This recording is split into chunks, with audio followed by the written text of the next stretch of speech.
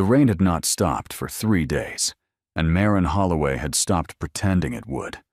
She walked along the rutted Northbridge Road with her shawl pulled tight across her shoulders, the basket of mending balanced against her hip, her boots heavy with mud that no amount of scraping at the stone steps would ever lift cleanly away.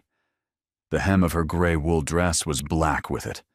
The wind came sideways off the moor, and the cold seeped into her bones, the way it always did in late October, as if winter had grown impatient and decided to come early just to test her.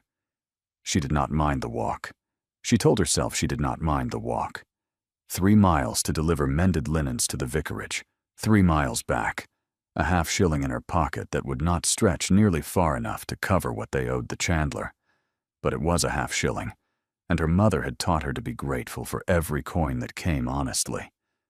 Gratitude, her mother said, was a kind of armor. It kept the worst of the cold from reaching the heart. The road bent through a stand of beech trees, stripped half bare by the storm, their leaves plastered to the wet earth like spilled coins of copper and rust.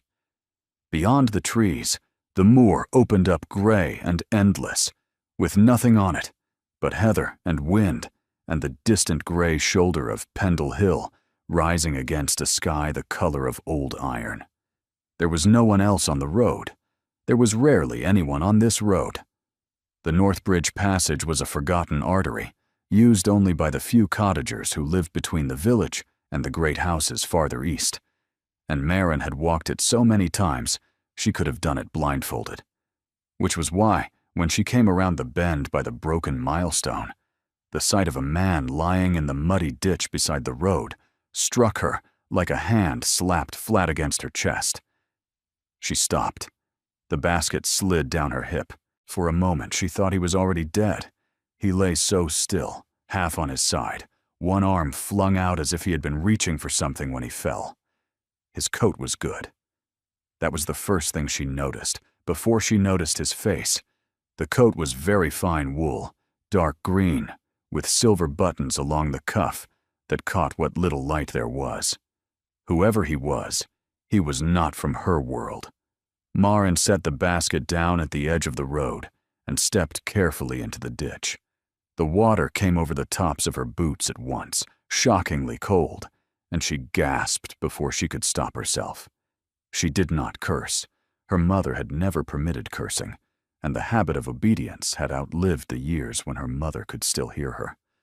But she gritted her teeth and waded the 3 steps toward him, and knelt in the mud, and put her hand against his cheek. He was warm. Not as warm as a man should be, but warm enough that he was alive. "Sir," she said.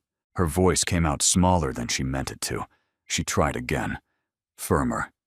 "Sir, can you hear me?" His eyelids fluttered. They were thin, the skin of them almost translucent, and she saw with a kind of strange tenderness that he was old.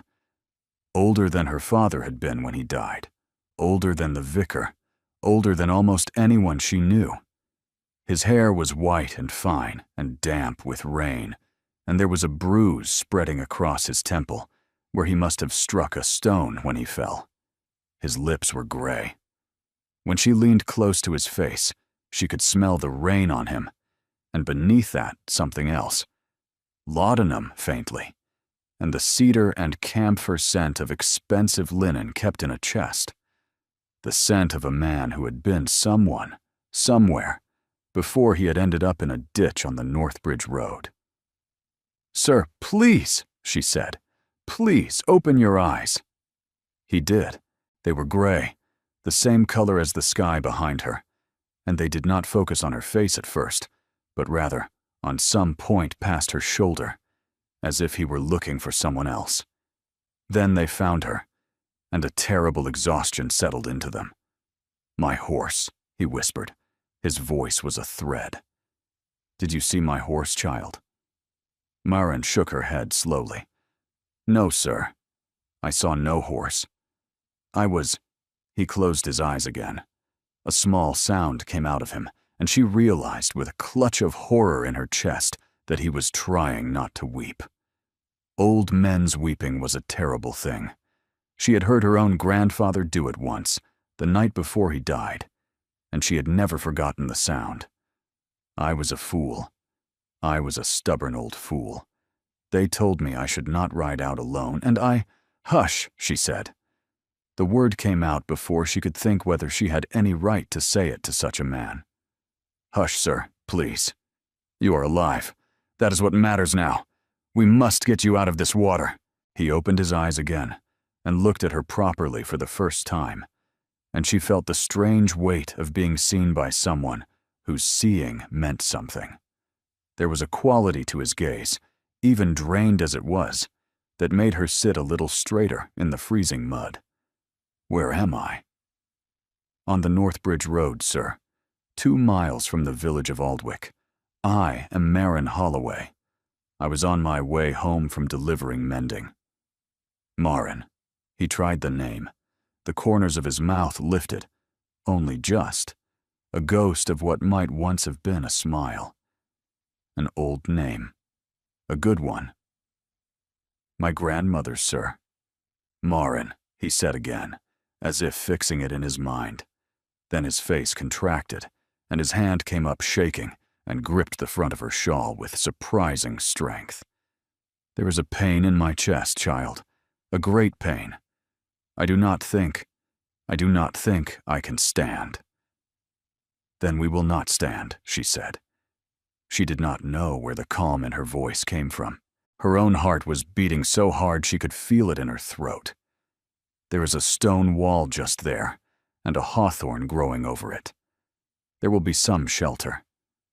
Lean on me." She put her arm beneath his shoulders. He was lighter than she had expected, frighteningly light, all bones beneath the fine wool coat. It took her a long minute and 3 attempts, and once he cried out softly when his ribs were jarred, and the sound of it nearly undid her. But she got him out of the ditch. She got him to the lee of the stone wall, where the hawthorn made a small, dripping canopy. She unwrapped her shawl and folded it and put it under his head. The cold reached for her at once through the thin wool of her dress, and she ignored it.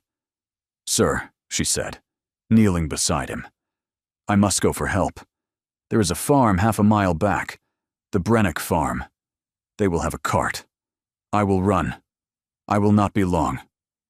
No, his gray eyes were very wide now, very awake. "No, child, you must not leave me." "Sir, you need—" "Listen to me."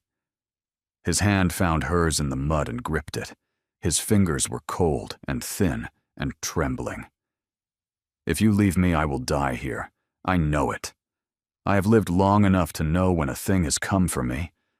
I do not want to die alone in a ditch on a road I should not have ridden. Will you stay?" Marin stared at him. The rain was finding its way through the hawthorn now. A drop ran down her cheek, and she did not know whether it was rainwater or something else. "I will stay," she said. "Thank you, Maiden Holloway." She sat down properly in the mud beside him. She took his hand in both of hers, and she rubbed it slowly, the way her mother had used to rub her father's hands in the last winter of his life, when the cold went into the joints and he could not bear it. She was 20 years old, and she had never seen a man die, and she did not know if she was about to. "Tell me a thing," he said after a long while. His eyes were still closed. "Tell me anything. I should like to hear a voice that is not my own." So she told him. She told him about the mending in the basket, 3 shirts and a christening gown that the vicar's housekeeper had paid her to repair. She told him about her mother, who was at home with a cough that had not lifted since Michaelmas, and her younger brother Tobin, who was 13 and worked at the smithy after school.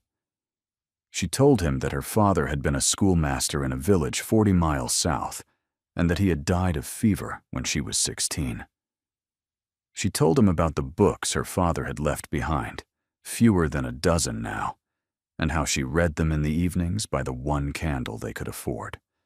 She did not know why she told him all this. She had never told anyone all this. But he lay very quiet and listened. and once he squeezed her hand to show that he was still with her, and she kept talking because his breathing was steadier when she did, and because the silence frightened her more than her own voice. "You have a kind soul, child," he whispered, after a long time. The light was going out of the sky. "You have a kind soul, and the world will try to grind it out of you, and you must not let it. Do you hear me? Do you promise?" "Sir, please don't." "Promise me. I promise." He nodded faintly. His eyes were closed again. She thought he was sleeping, and then she thought he was something worse. And then he spoke once more, very low, almost to himself. "My son will come. He always comes in the end. He's angry with me, but he will come. When he does, you must not be afraid of him. He's not what they say he is. He's only a man who has been hurt past mending." Tell him he did not finish. His head turned a little to the side, and his breathing slowed, and Marin held his hand and watched the last of the daylight bleed out of the western sky, and did not move, would not move, though her legs had long since gone numb beneath her. She did not hear the riders at first. The wind was loud in the hawthorn, and her ears were full of the small, terrible sound of the old man's breathing, and so she did not hear them until they were nearly upon her. The heavy drum of hooves on wet earth, the jingle of bridles, the harsh, clipped voice of a man giving orders. She raised her head. 4 horsemen had come around the bend of the road. 3 were in the dark livery of some great house, their faces hard and watchful, and the fourth rode a black horse that was steaming in the cold, and he sat his saddle the way other men sit a throne, and he wore no livery because he wore only black, and even in the failing light, Marin could see that his face was the face of a man who had ridden through something more terrible than weather. He saw her at once. He saw the old man at her feet, and the look that came into his eyes as he flung himself down from the saddle was not one Marin had words for. "Father," he said. He came across the muddy road in 3 strides, and the men behind him were already drawing weapons, and Marin did not move, did not let go of the old man's hand, because she had promised, and a promise made to a dying man was not a thing you broke for any reason in the world. The man in black knelt opposite her. He did not look at her. He looked only at the old man's face, and his hand came up and touched his father's cheek, and Marin saw that the hand was shaking. "Father," he said again, lower. "Father, I am here." The old man's eyes opened. They found his son's face, and a strange light came into them. Not surprise, only recognition, only the long-expected meeting of an old debt. His lips moved. "Linnet," the old man whispered. The single word, the name of a small singing bird. He was not speaking to either of them. He was speaking to someone who was not there. Then his eyes shifted and found Marin's, and a small, clear smile touched his mouth. "She stayed," he said, to his son. "She stayed with me, Cassian. She did not run." The man in black, Cassian, turned his head, slowly, and looked at Marin for the first time. His eyes were gray, the same gray as his father's, but harder and colder, and full of a fury so banked and so patient that Marin felt the breath go out of her chest. "Who are you?" he said. His voice was very quiet. Quiet was worse than shouting. She understood that immediately. "My name is Marin Holloway, sir. I found him in the ditch. You found him!" He said it without inflection. "And rather than ride for help, rather than fetch a doctor, rather than do any of the things a Christian person might have done, you sat in the mud with him until he—" His voice cracked, only for a syllable, and then closed again like a door. "Until he what, Miss Holloway?" "Sir, he asked me to stay. He begged me to. My father," said the man in black, "is the 7th Duke of Ravenshollow. Was. and you sat in the mud with him while he died. Behind him, the 3 liveried men had dismounted. One already had a hand on the hilt of a short sword. "Take her," said the Duke of Ravenshollow, in that same terrible, quiet voice. "I will have the truth of this before the night is out. By heaven, or I will know the reason why." The hand closed on her arm. Maren did not resist. But she did not let go of the old man's hand, not until they pried her fingers loose, one by one. And even then, she felt the cold weight of his palm against hers for hours afterward, as if the dead could leave a fingerprint on the living that no fire would ever quite warm away. They did not speak to her on the ride. She rode behind the youngest of the liveried men, side saddle and clinging, with her wet skirts plastered to her legs, and her teeth clenched so hard against their chattering that her jaw ached down into her throat. The road unwound in the dark. There were no torches. The men knew the way, as if they had ridden it 100 nights with no moon. The only sound was the steady, wet rhythm of hooves on stone, and somewhere ahead of her, the muffled breathing of the black horse the new Duke rode. She could see him only in silhouette. He had not turned to look at her since the moment by the wall. His father's body had been bound carefully in his own dark green coat and lifted onto the largest of the horses, and the Duke had ridden behind him for 1/4 of a mile, with one hand resting on his father's shoulder, the way a man might steady a sleeping child. He did not weep. She was watching for it. The estate revealed itself slowly. First an iron gatehouse, blacker than the night around it. Then a long avenue of yew trees so old and so close grown that the lantern light seemed to move through a tunnel. Then, all at once, the house, and Maren, who had never in her life seen any house larger than the vicarage, drew in a breath that hurt her ribs. It was monstrous. There was no other word. Ravenshollow Hall rose against the night like something dreamed by a man who did not love daylight. Dark stone, 2 great wings spread back from a central tower, more windows than she could count, and only a handful of them lit. A house built to be feared, a house that had succeeded. They dismounted in a courtyard paved with black flagstones. Servants came running out, none of them speaking above a murmur, none of them meeting the new Duke's eye. He gave instructions in a low voice. The master library. Prepare him there. Send for the chaplain. Light every candle in the east corridor. And the household moved around him the way a tide moves around a stone. A heavy hand closed on Maren's elbow. The liveried man steered her through a side door, down a flagged passage that smelled of damp and beeswax, and into a small, unheated room with a single-barred window and a wooden chair set against the wall. "You will wait here," he said, and closed the door and turned the key from the outside. Maren sat in the chair and did not weep. She had decided on the road that she would not weep. She put her hands flat on her wet knees, and she breathed, slow and steady, the way her father had taught her to breathe when she was a child, afraid of the dark. Count 4 in, count 4 out. Fear is only a tenant. It cannot hold the lease. She did not know how long she sat there. At some point, she heard a great bell tolling somewhere far above her, slow and solemn, and she understood, without being told, that the bell was for the old Duke. I held his hand, she thought. Whatever else they do to me, I held his hand at the end. He did not die alone. Footsteps. The key turned in the lock, and the door opened, and she rose to her feet, because rising to one's feet was what one did. The woman in the doorway took one long look at her face and stopped dead.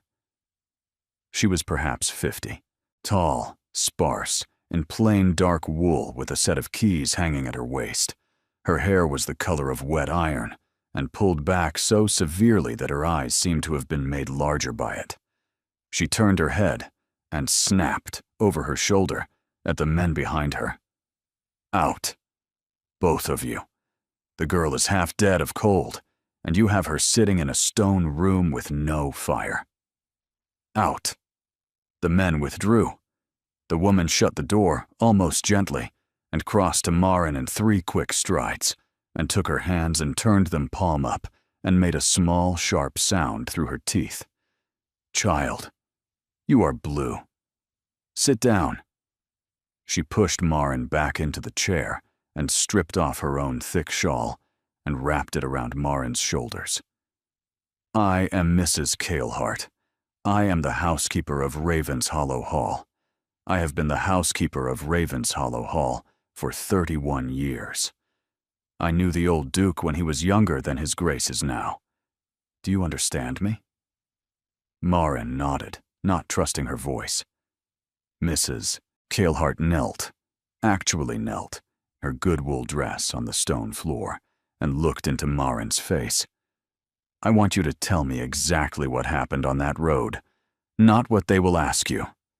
What happened? From the beginning. Do you hear me?" Marin told her. She told her exactly as it had happened. The ditch, the old man's hand, the things he had said about his son, the last word he had spoken, which had been the name of a bird. Linnet. Mrs. Kalehart's face did not change while she listened, but at the name Linnet, something happened in her eyes that Marin did not understand then. The housekeeper closed her eyes. She drew a long breath. "All right," said Mrs. Kalehart. "All right. You listen to me now, Miss Holloway. His Grace is not a cruel man. I want you to remember that. But he has just lost his father, and he is the 8th. God keep us, Duke of Raven's Hollow now. And there is a thing they say about the dukes of this house, and you must understand it before he calls you in." "What do they say?" Marin whispered. "That a Raven's Hollow has never forgiven anyone for anything. Not in 300 years. And the man who is now master of this house. Child, do you know whose father you sat with in the mud tonight? They call him the Iron Duke. They call him the Cold Hand of the North. There are men in London who will not say his name aloud after dark. And his father..." Her voice broke, only for an instant. His father was the only living soul who could make him laugh. The only one. And his father is dead. And you were the last person to see him living. And God help you, child. You must tell him exactly what you have told me. And you must not flinch. And you must not lie. He will know. A bell rang somewhere in the house. Mrs. Kalehart rose to her feet, and her face closed up like a shutter. "He's ready for you. Come." The 2 liveried men were waiting. Marin walked out between them into the corridor, where the candles had been lit along the entire length, and the long, polished floor stretched away into shadow toward a single tall door at the far end. "God help you, girl," one of the footmen muttered, very low as they walked. "Do you know whose father you have touched?" She did. Now, at last, she did. The library of Raven's Hollow Hall was the largest room Marin had ever stood in. It rose 2 stories to a dark, coffered ceiling. Books lined every wall to the height of a man, and twice again, climbing up into shadow on iron galleries reached by spiral stairs. A fire as big as a doorway burned in a black marble hearth at one end. And in the center of the room, between her and the fire, the Duke of Raven's Hollow was waiting. He had changed his clothes. He no longer wore the riding coat, but a plain black coat of fine cloth, no ornament. His hair, which had been wet and wild on the road, was now combed back severely from his forehead. The fire was behind him. She could not see his face well. That, she understood, was deliberate. She did not bow. She did not curtsy. She did not know how. She stood with her hands clasped in front of her, the way her mother stood at the front of the chapel, and she waited. "Miss Holloway." His voice was lower than it had been on the road. The fury was banked now, but the cold was worse. "Yes, Your Grace." "Sit," There was a chair before her. She lowered herself into it slowly. "Look at me," he said. She looked. He had stepped a little to the side of the fire, and now she could see his face, and she understood, with a small cold shock, that he was younger than she had thought. Not above 35. The hardness of him had aged him in her mind. His features were severe, but not unhandsome. A long, straight nose, a mouth pressed into a line, a jaw that suggested a great deal of clenching. The gray eyes were still his father's, only honed. There were dark hollows beneath them that suggested he had not slept properly in a long time, and a single thin scar ran from the edge of his left eyebrow up into his hair, white against the dark. "Tell me what my father said to you." She told him. She told him of the horse the old Duke had been searching for, of the pain in his chest, of how he had begged her not to leave him. She told him of the things she had spoken aloud to fill the silence: her brother, her mother's cough, the book she still owned. She told him of the promise the old Duke had made her swear, and she told him, last, the words that had made Mrs. Calehart's eyes fill. "He always comes, in the end. He's angry with me, but he will come." She watched his face the entire time she spoke. He did not look away. He did not move. But once, when she said, "He is not what they say he is," his jaw tightened so hard she heard the small click of his teeth. When she finished, the silence ran on for a long time. And the last thing, the last word, "Linnet, your grace." He did not move. He did not blink. "Get out," he said. She stood. "Not you, Miss Holloway. The walls. Out." A ripple ran along the room. From behind a screen at the far end of the library, a footman she had not known was there, stepped out, bowed, and withdrew. Another came down silently from the iron gallery above. A third unfolded himself from a chair in a deep alcove. She had been performing, this whole time, before an audience of 3. They went out one by one through a door she had not noticed, and the heavy door closed, and she was alone with the 8th Duke of Ravenshollow. He turned away from her. He set both hands on the marble mantel and leaned on them, his back to her, and she saw, only did not hear, his shoulders rise and fall once, very deeply. "My father," said the Duke very quietly into the fire, "had a sister. Her name was Linnet. She drowned when she was 9 years old, and he was 11, and he was meant to have been watching her. He has not spoken her name aloud in 52 years. He was speaking it to her. Do you understand? At the end. He thought he was going to her. Yes, Your Grace. You held his hand. Yes. For how long? 3 hours, Your Grace, perhaps. Until you came. The fire cracked. A log shifted and threw up a brief storm of sparks that lit the underside of his jaw. And she saw clearly now, for one instant, that his face was wet. He had turned his back so that she would not see, but the firelight had betrayed him. Maren looked at her hands. She gave him the small mercy of pretending she had not seen. When he spoke again, his voice was perfectly steady. "My father rode out this morning after a quarrel with me. He wished to go to a bailiff who was dying, an old man named Calder, who served him faithfully for 40 years. I told him he was not strong enough. I told him the weather was foul. He went anyway. He has been." He stopped. He was always more stubborn than I am. He ordered the grooms not to follow him. They obeyed him because he was their duke. I rode out the moment I learned. I rode for 6 hours. And I came around the bend of the Northbridge Road, Miss Holloway, and I saw a girl in a gray dress, kneeling in the mud beside my father's body. And he stopped. He pressed the heels of his hands against the marble. "I thought you had robbed him," he said quietly. "I thought you were a thief. I had ridden through 6 hours of rain believing he was alive, and I came around that bend, And I saw you, and I thought, God forgive me, I thought you had taken from him what little he had left to take. I was wrong.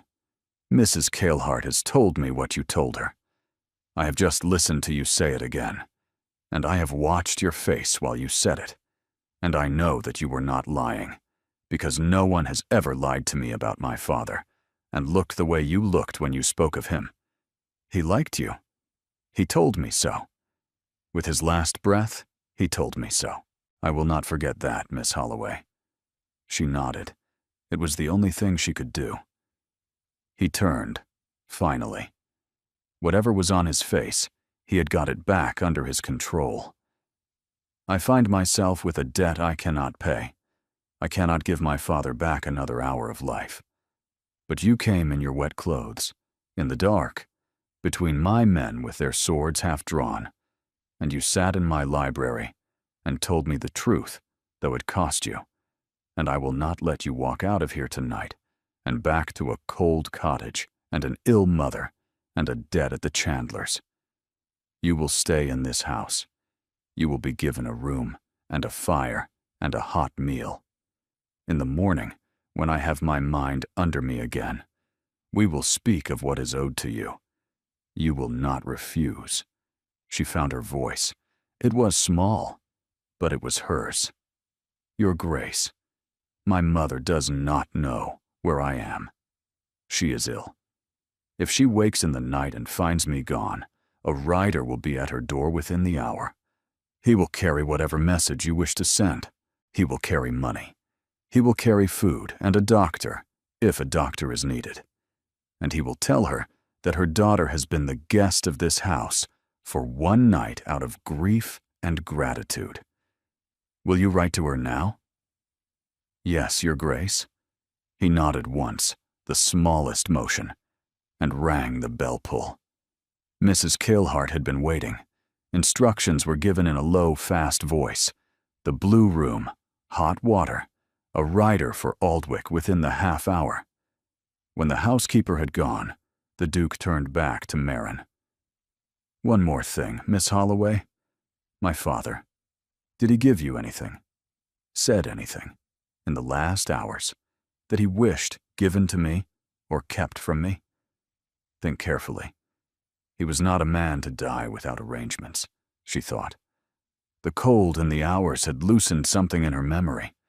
She went back over the long gray afternoon under the hawthorn. He had given her nothing.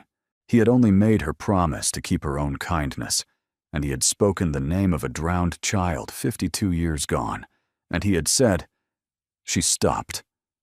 Miss Holloway, he said, tell him, just before you came. He said tell him, and he did not finish. I do not know what he meant me to tell you. I am sorry, Your Grace. I do not know. The Duke stood very still.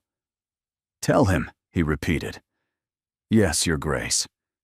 He looked at her then, properly looked at her, the way his father had in the last clear minute beneath the hawthorn, as if her face were a thing he meant to remember. And for the first time since she had seen him in the road, something moved in his gray eyes that was not fury, and not grief, and not iron. It was something smaller and more dangerous than any of those things. It was attention. Go to bed, Miss Holloway. Mrs. Kalehart will take you. We will speak in the morning. She walked to the door. Her hand was on the latch when his voice came again, lower, almost as if speaking to himself. He has not been wrong about a person in 40 years. She did not turn. She opened the door and went out into the candlelit corridor, where Mrs. Kalehart stood waiting, and she did not look back at the man by the fire, but she felt his eyes on her until the door closed between them, and she felt them, faintly, for a long time after. The blue room was not blue. The walls were a soft, pale gray-green, and the bed was hung with curtains of heavy cream wool.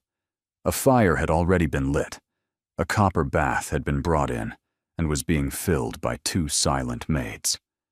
A nightgown of fine white linen lay folded across the bed, and there was a tray on the small round table with a domed silver lid, and Maren caught the smell of broth and bread, and her stomach contracted so sharply she had to put one hand against the doorframe.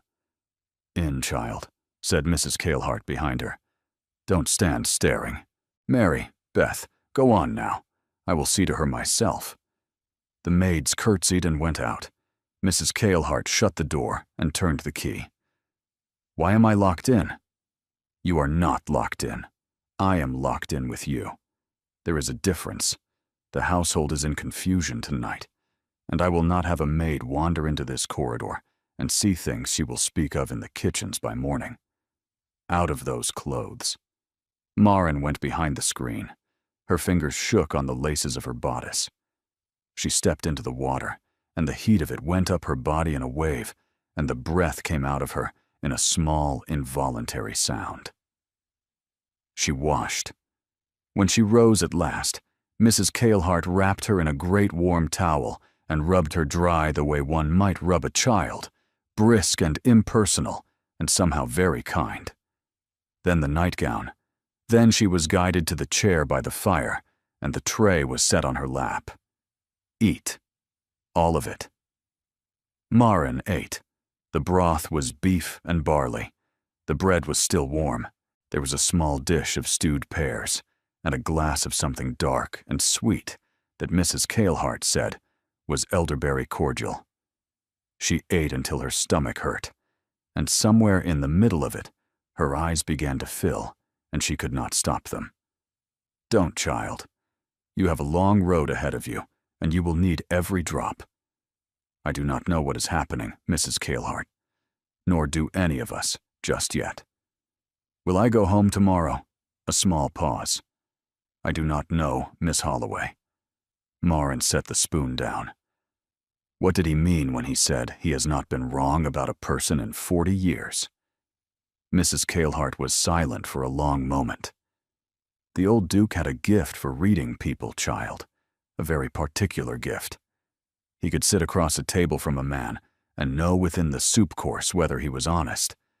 He could meet a girl in a hallway and know within 3 sentences what she was made of.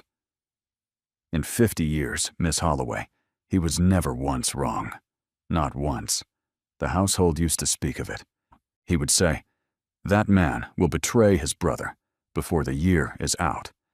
And a year later, we would hear of it, and we would shake our heads, and we would say, "The old Duke knew."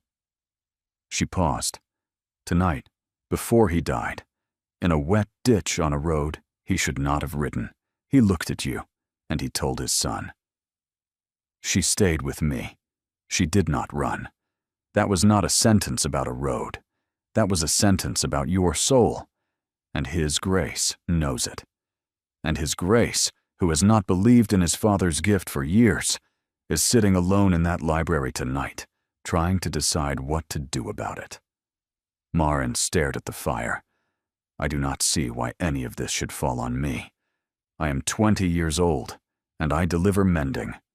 Yes, child. And I am 61, and I run a house of 50 servants. And tonight, I have laid out a body for the 2nd time in this family in 9 years, and I don't see either. We are required only to do the next right thing. Eat your pears. Maren ate. After a while, there was a tapping at the door, and Mrs. Cailhart returned with a folded paper. From His grace. He has written to your mother. He thought you might wish to see what he has said before the writer goes. Maren unfolded the paper. The handwriting was black and decisive. Madam, your daughter is safe. She is the guest of Raven's Hollow Hall tonight by my request, and shall be returned to you tomorrow. She has shown my late father, in the last hours of his life, a kindness for which this house owes her a debt that cannot be measured. Please accept the enclosed as the first small acknowledgement of it. A doctor will attend you within the hour. You are not to refuse him. Your servant, Raven's Hollow. Maren read it twice. Send it, please. Mrs. Cailhart took the letter and a small, heavy purse from a fold of her apron and went out. The lock turned again. Maren sat very still in the firelight, and she thought of her mother lying in the cold cottage, and of a stranger's rider arriving in the dark with a doctor and a purse, and she put her hands over her face, and she did weep. Then, properly weep. When Mrs. Kalehart returned, Maren was already in the great soft bed under the cream wool curtains. "His Grace has asked," said the housekeeper from the door, "if you would walk in the long gallery with him after breakfast tomorrow. He will not press if you are not equal to it." Maren did not answer at once. She lay in the dark, and at last she said, "Tell him I will walk."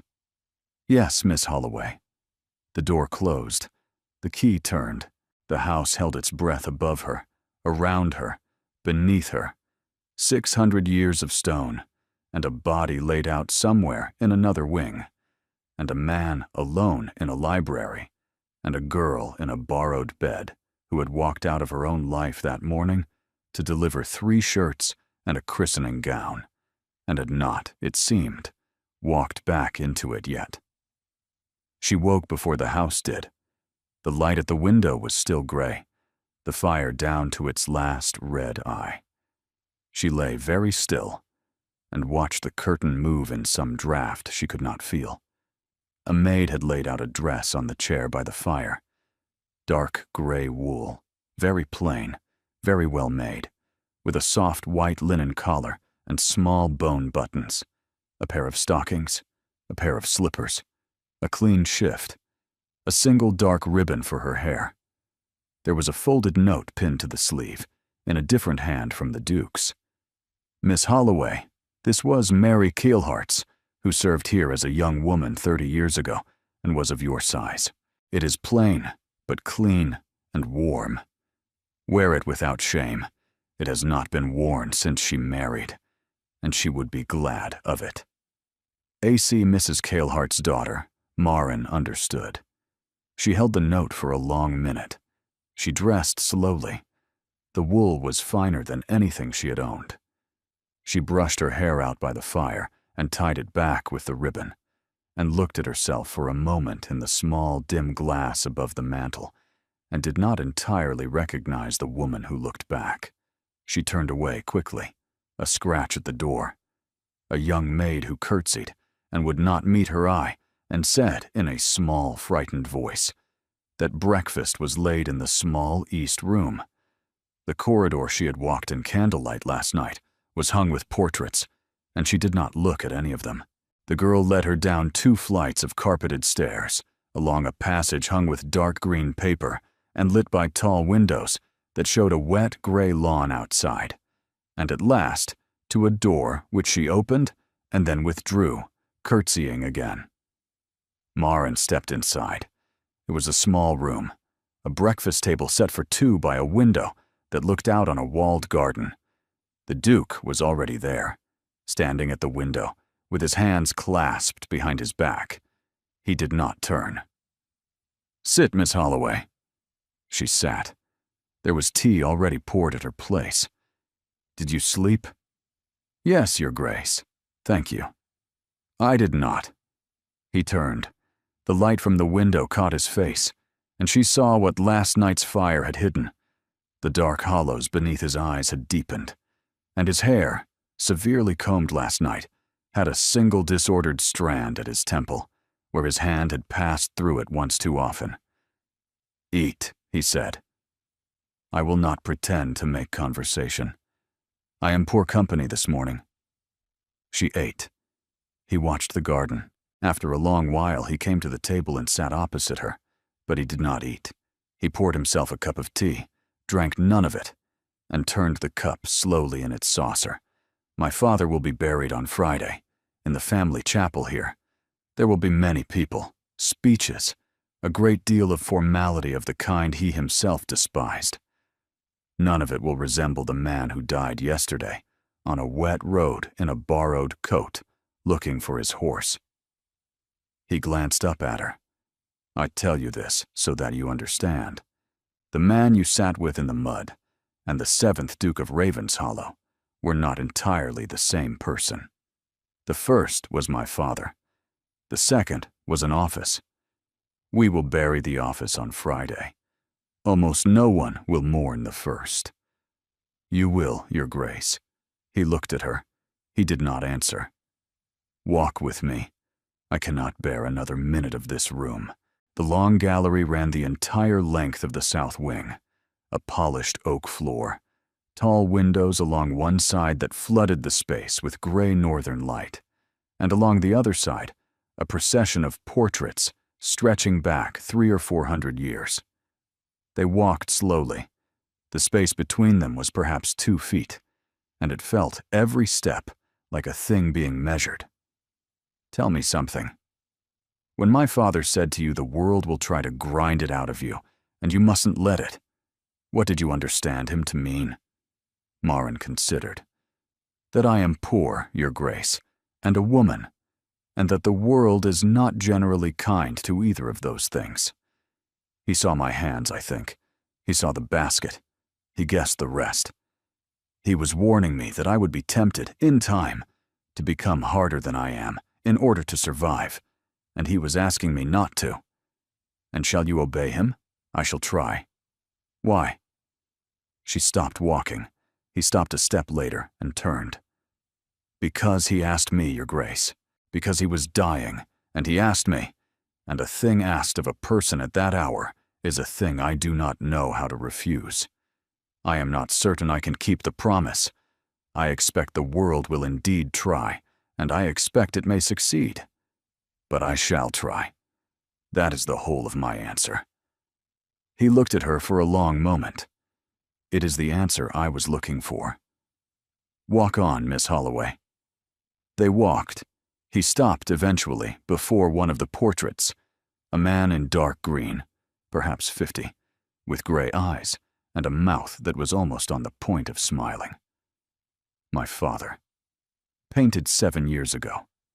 It was and was not the man she had held in the rain. He looks well, Your Grace. He was well then. He was never quite well after my mother died. That was 4 years ago. The fall took the rest. He never fully recovered from the fall. The fall, Your Grace? In the spring, from a horse. He was 68 years old, and I had told him 100 times that he was past riding the high country. He broke 3 ribs and his collarbone, and something in his hip that the doctors could never quite name. Yesterday, he rode out for the first time in 5 months to see Calder, who has been his bailiff for 40 years and is now dying. My father insisted no one else should be the last face he saw. I tried to forbid him. He laughed and went anyway. He stopped. Marin looked at the portrait. She thought of the laudanum smell that had been on the old man's breath. Your Grace, may I ask you something? Yes. Why am I here this morning? Why are you walking me through your gallery? I am a girl from a cottage who delivered 3 shirts to the vicarage yesterday. I do not understand. He turned from the portrait and looked at her. The gray eyes were tired, but they were clear. Neither do I, Miss Holloway. I have not yet decided. My father told me at the end that you stayed, and I find that I want to know why. Not the reason you have already given Mrs. Keelhart and myself, which was the truth. I want to know the older reason, the reason underneath. I have lived among great families all my life. I have been to courts and assemblies full of women who would have walked past my father in his ditch and pretended not to see. I want to know what makes a person not do that. I want to know it because my father is dead, and I will never ask him another question in this world. And you are the last person who spoke to him. He stopped. He had said more than he had intended to say. I am sorry, Your Grace. I do not have another hour of him to give you. I have what I have already told you. There is one thing more, perhaps, but I do not know if it is what you wish to hear. Tell me.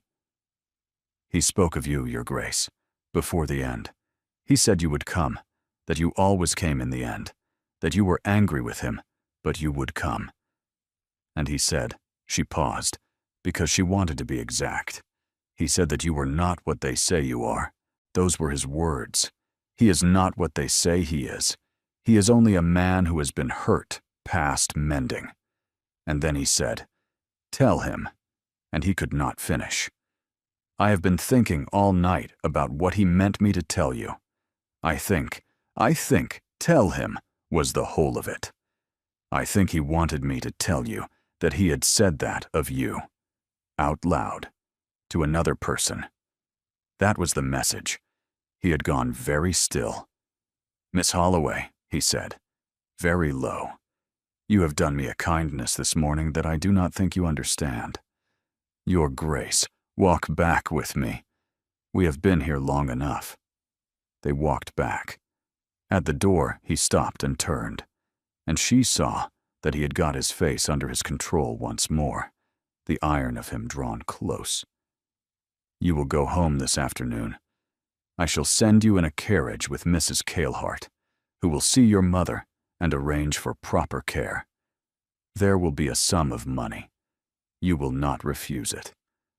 After my father is buried, in perhaps a fortnight, I will send for you again. There is a matter I would like to discuss with you that I am not yet able to speak of. I ask only that you not refuse to come when I send. Will you give me that? Yes, Your Grace. I will come when you send. Thank you. He bowed to her, very slightly, and turned and walked away down the long gallery, and she watched his straight, black-coated back until it passed through the door at the far end, and only then did she breathe. It was 11 days before the writer came. In those 11 days, a great many things happened in the cottage at Aldwych, and almost all of them were astonishing. A doctor came on the first morning, and again on the third, and again on the 7th. Coal was delivered, 2 sacks of flour, a side of bacon, a length of woolen cloth that was enough for a winter cloak each for Maren and her mother and Tobin. The cottage roof, which had leaked since August, was repaired in a single afternoon. A bookshop in York sent a parcel addressed to Miss M. Holloway, Aldwych, containing 6 volumes, Cowper's poems, a Defoe, a translation of Homer, a small worn Shakespeare, and 2 books of sermons her father would have loved, with a card inside that said only, per the late Duke's wishes. Her mother wept the morning the books came. Your father, she said, would have given his right hand to own this. And Maren said nothing. The village noticed. The vicar's housekeeper came by on the 2nd day with a marrow in her hand, as a pretext, and asked very directly what had happened. And Maren told her, very directly, that she had found an old gentleman in the road, had stayed with him because he asked her to, and that he had turned out to be the father of the Duke of Ravenshollow. The story spread. By the end of the week, the village had settled into a wary kind of awe. Tobin was full of questions. He was 13, and he had heard of the Duke of Ravenshollow, the way boys hear of ogres. I have heard, Tobin said, that he wounded a man in a duel at Cambridge for saying something foul about a girl, and that his father gave him the sword for his 16th birthday, and he keeps it on the wall above the great fireplace. Maren told him not to repeat such things. Her mother spoke very little of any of it. She asked Maren once, on the 4th evening, "Child, are you afraid?" And Maren had said, "No, Mama," and her mother had looked at her over the rim of her teacup and had said, "I think you are not." And I think that is the strangest thing of all. On the morning of the 12th day, the writer came. He presented Maren with a folded letter sealed with black wax. The seal showed a raven over a tower. His Grace asks if you would be ready to travel within the hour, miss. I am to wait, with a chaise, at the foot of the lane. Maren took the letter inside. Her mother was at the table. Maren broke the seal. Miss Holloway, forgive the brevity. The matter of which I spoke when we walked has now reached the point at which I require your help, if you are willing to give it. I will explain in person. The chaise will bring you to Raven's Hollow this afternoon. You shall be lodged in the same room and treated with every consideration. Mrs. Kalehart sends her regards. I would be deeply obliged. Raven's Hollow. Marin read it twice. She looked at her mother across the table. Her mother looked back at her without surprise. Go, her mother said. Mama, go, child. He is asked. It is owed. Her mother set down her cup. But Marin, listen to me a moment. I have had 11 days to think about this. I know what such things mean, and what they do not mean. You must understand a thing before you go back into that house. Will you listen? I am listening, Mama. This man, the new Duke, he's not making you a gift. He's paying a debt. There is a difference. He does not yet know what he owes you exactly, because he does not yet know what you held for his father in the last hour. He is feeling his way toward it. You went into that ditch, child, as a girl who delivered mending. You came out of it as something else. I do not know yet what. I do not think he knows yet what. But he is going to find out, and you are going to find out with him. And I want you to remember, Marin, look at me. Whatever you held for his father, you do not owe it to his son. Do you hear me? You owe it only to yourself. The kindness is yours. The promise was yours. The hand that held was yours. He may be grateful for it. He may pay for it. He may even, in time, ask you for more of it. And if you choose to give it, that is your choice. But the thing itself is yours. Some men, when they meet a thing they have not seen before, want to put it in a glass case and own it. Do not be put in a glass case, child. Promise me. I promise, Mama. Her mother nodded once and was quiet. Marin packed in 20 minutes. She put on the gray wool dress that had been Mary Kylehart's. She wrapped her hair in the dark ribbon. She kissed Tobin and her mother and went down the lane to the chaise. Mrs. Kylehart was waiting on the steps. She did not smile. But she took Marin's hands in both of hers, briefly, before letting them go.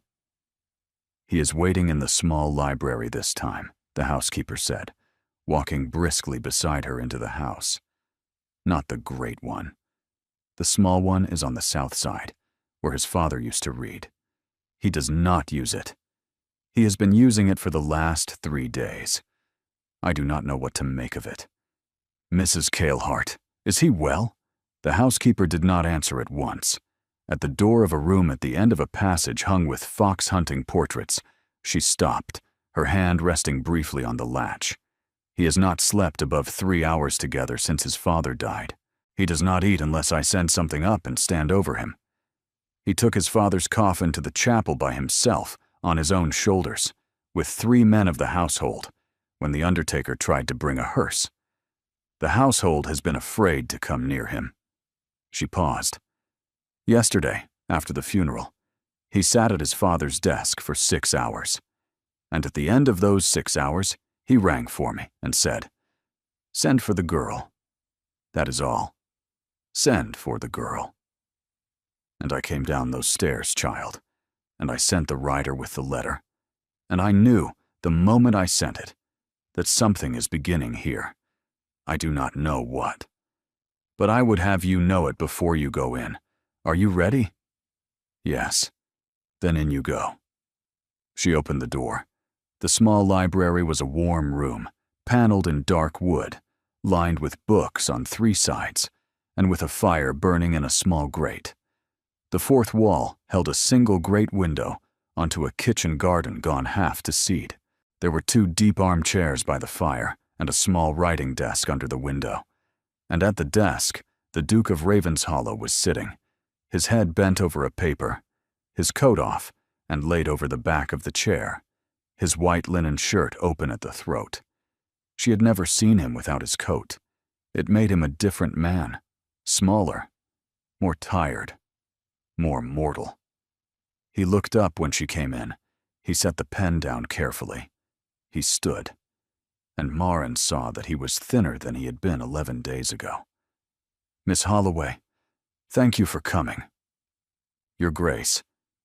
Mrs. Kalehart withdrew. The door closed.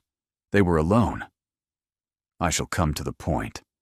After you left this house 11 days ago, I went into my father's rooms. I had not been able to enter them before. On the night you left, I went in, and I sat at his desk, and I went through his papers." He paused. "There was an envelope, Miss Holloway, sealed, addressed in my father's hand. Lying on top of the blotter where it could not be missed, the instruction on it was very clear. To be opened by my son in the event of my death, and inside it, he stopped. He looked up at her. Inside it was a letter that named you, by name. Marin Holloway, of Oldwick. It was dated the morning of his death. He had written it before he rode out. He had written it as though he knew, somehow, what was coming. He had written you into a letter on the last morning of his life, before he had ever met you. Do you understand what I am saying to you?" Marin stared at him. "No, Your Grace." "I do not." He crossed the room and took the envelope from a small drawer in the writing desk and brought it to her and held it out. And she took it because she did not know what else to do. The seal had been broken. "I have read it once. I shall not read it again until you have. It is yours. He left it for me to give you, in the event he was not able to give it himself. I would ask you to read it here, while I am present, because there are things in it that require both of us. After that, I would ask you a question. You may take whatever time you need. I shall stand by the window. I shall not watch your face." He walked to the window and stood with his back to her. Marin looked down at the envelope in her lap. Her hands were shaking. She thought of her mother's voice across the kitchen table that morning. "Do not be put in a glass case, child." She drew a long breath. She did not feel like a girl in a glass case. She felt like a girl in a small, warm room with a fire and a duke at the window and the last words of a dead man in her lap. And she felt, beneath all of it, a strange, clear certainty that whatever was in this envelope, she had been meant to read it. The old duke had not been wrong about a person in 40 years. She unfolded the letter. The letter was 4 pages, written in a fine, close hand that did not waste space, to Marin Holloway, of Oldwick, who has not yet read this and may never, or who has read it, and is even now in my son's library, and is afraid. She made a small sound. At the window, the Duke did not move. If you are reading this, child, then I have been right about a thing I have hoped for years to be wrong about, which is that I should not see another spring. I have known for some months that I was going. The doctors have not told me. The doctors have told no one but my own bones. I did not choose to share this with my son, because my son is a man who, when given a thing to grieve in advance, will grieve it twice, and he has grieved enough in this life. I have ridden out today, in foul weather, against his wishes, because there is a man named Calder who has served me for 40 years, and who will be in his grave by the week's end, and I will not let him go without a face he knows. If I do not return, and I have a strong sense I shall not, then this letter will be found. I am writing to you, Marin Holloway, because I have not yet met you, and I shall meet you today on a road that runs between Oldwick and the moor. I cannot tell you how I know this. I do not know it the way a man knows the road home. I know it the way a man knows when he wakes that he has been dreaming of his mother. There is a quality of certainty about it that I cannot defend and will not try. You will be in a gray dress. You will have a basket. You will kneel down in a ditch beside an old man you do not know, and you will stay with him. Child, you will stay, because I have known your face since the night I dreamed of you in August. And I have known what you are made of since long before that. Do not be frightened. I am not asking anything of you. I am writing to give you, and to give my son, certain things he will need, and you will need, in the days that come after." Marin stopped. She lifted her head. "Your Grace, was your father? Was he in the habit of dreaming?" said the Duke without turning. "Yes. He believed it was a curse the family had bought from God in exchange for some sin too old to remember. He was never wrong. Read on, please." She read on. "My son is not what they say he is. You will already know this if you have spoken with him. The world has been wrong about my son for 15 years. I have not been able to correct it.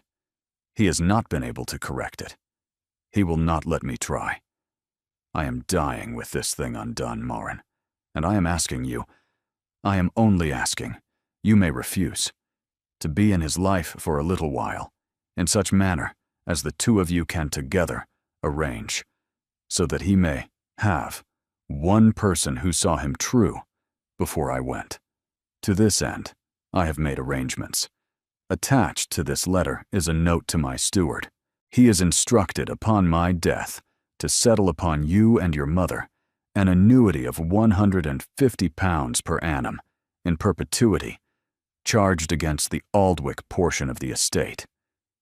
This is not a payment, child. I do not pay for what cannot be paid for. It is a freedom.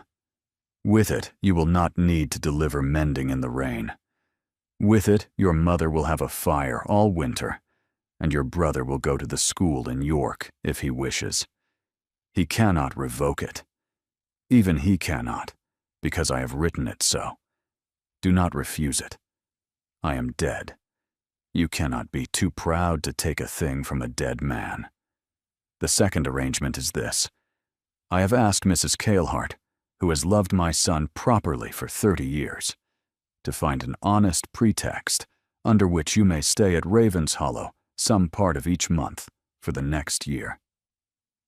I have suggested that she discover, quite suddenly, that my private library of agricultural papers is in disarray and requires cataloging by a young woman of education. You read, Marin. Take the position. Live half the month at Ravenshollow and half at home. Do not move into the house entirely. You will lose yourself if you do.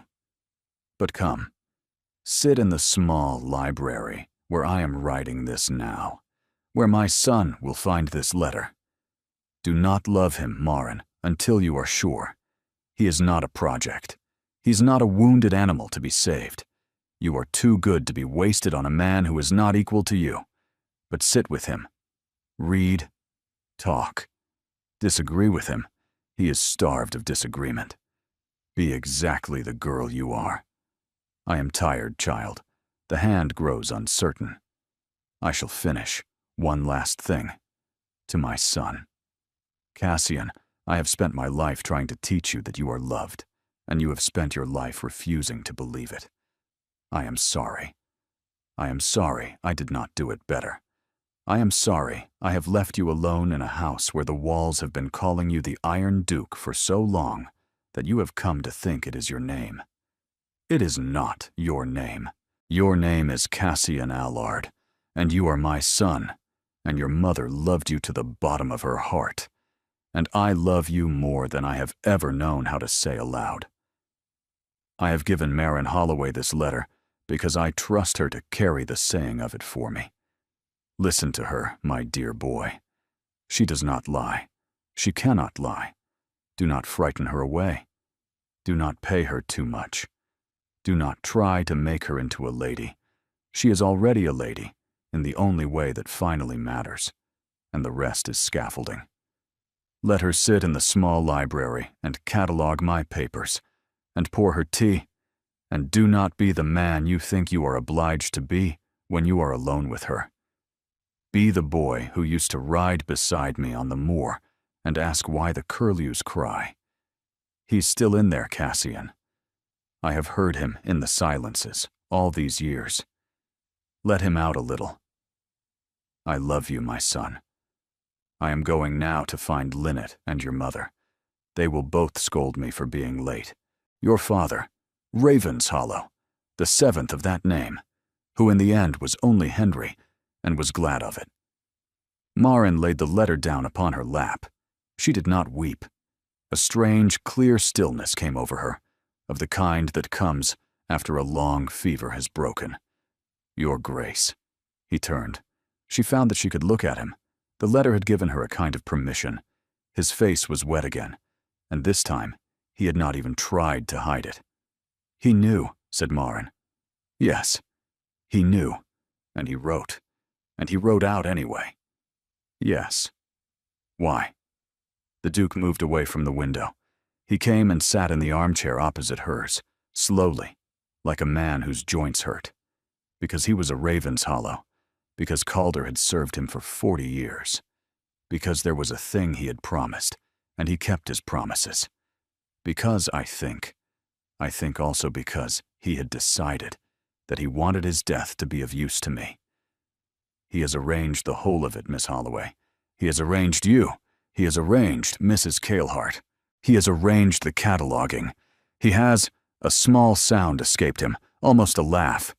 He has arranged my entire next year, from a ditch on the Northbridge Road, with a letter written before breakfast.